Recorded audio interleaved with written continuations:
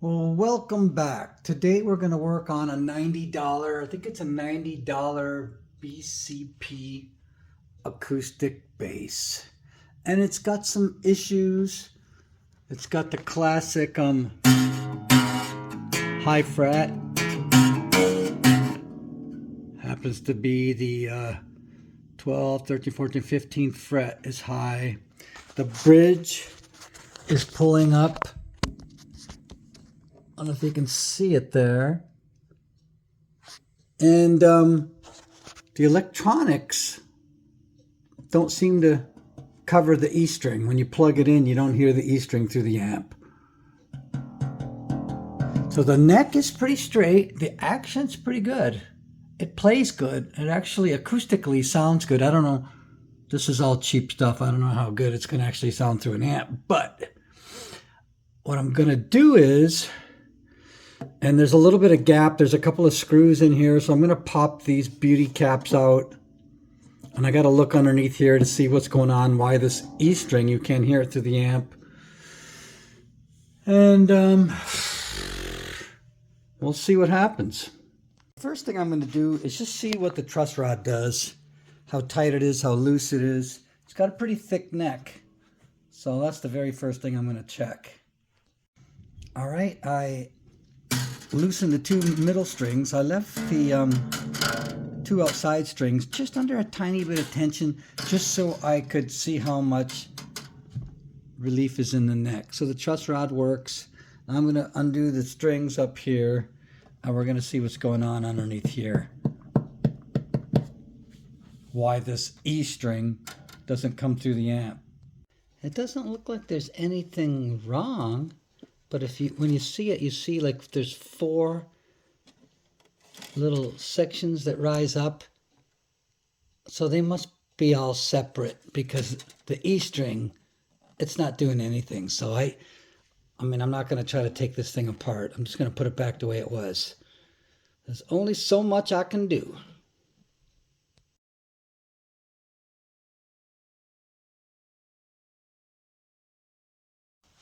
Now I've just let the glue roll right down inside the crack.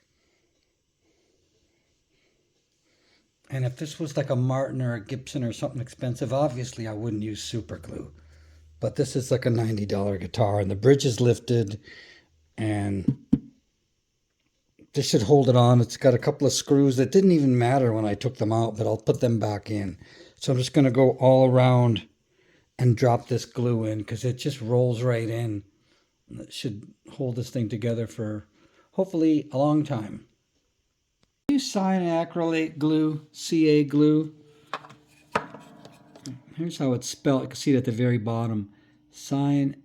Acrylate. I used it on this guitar because when I used the feeler gauge to see how lifted this was, it went in pretty far.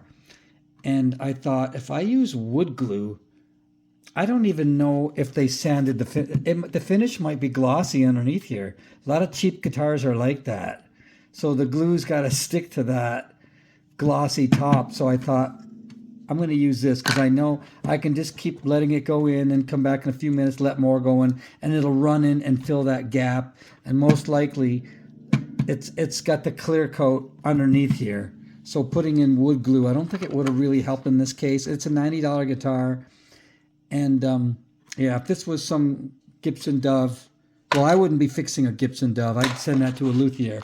I set up guitars. I'm not, a guitar builder luthier. I just wanted to clarify that. This just seemed like the smartest glue for this $90 guitar. And it seemed to have worked pretty good.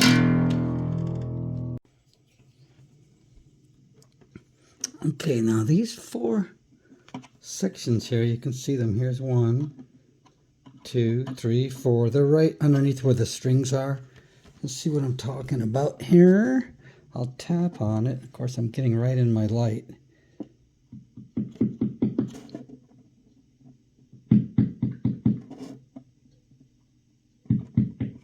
This one's kind of intermittent. Oh, it makes feedback when you hold it. I don't don't know, it seems a little sketchy. Maybe it'll work when I put it together. Okay, I got that glued up. And next we've got a really high fret here. Show you just how high it is. That's like extremely high, but that happens a lot on an acoustic. Right where it meets the body, usually there's a really high fret.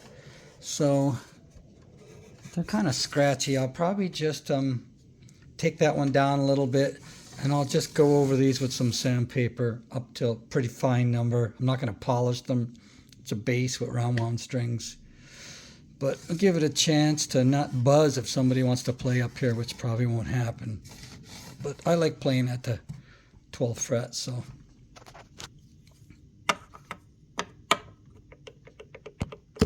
Yeah, that's an extreme. That's really extreme. Even higher than a Fender. That's really high. Wow.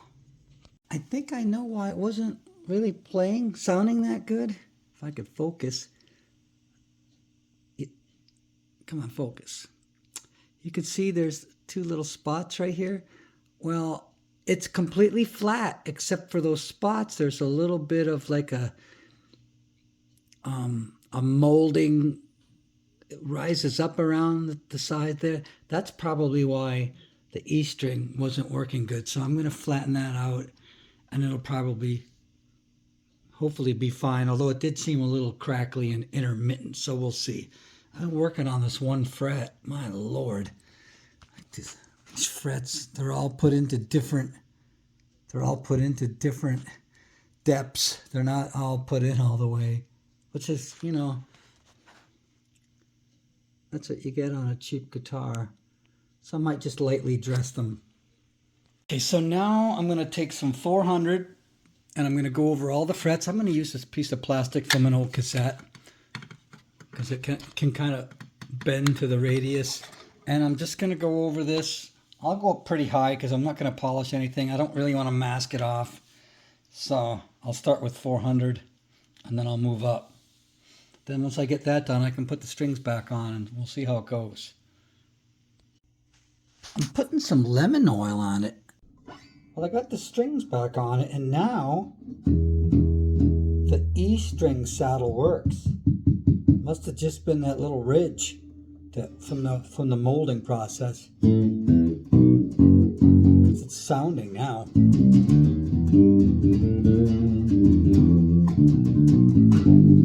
I'm going to cut the nut down a bit, and I think it's done. Hopefully all that super glue in there, some of it ran out. Hopefully that will keep that bridge on. Okay, I'm going to cut the nut to 20 thousandths of an inch. And the first one's almost there. But look at the other ones, they're way high. So I'll cut that and I'll be about done.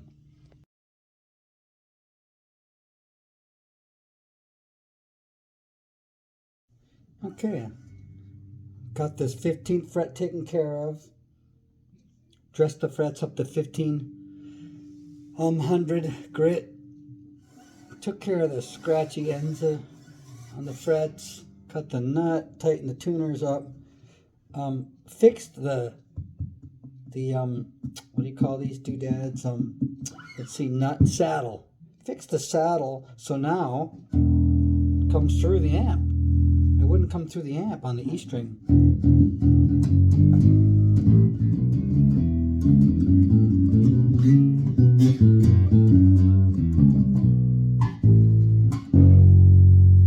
A little farting with my guitar amp. Now it works. Plays pretty good.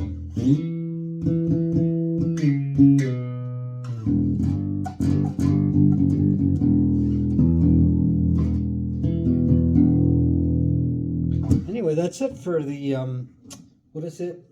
BCP Best Choice Products. BCP.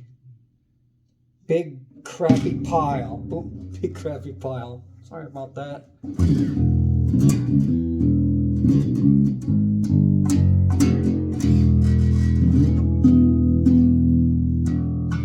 That's it.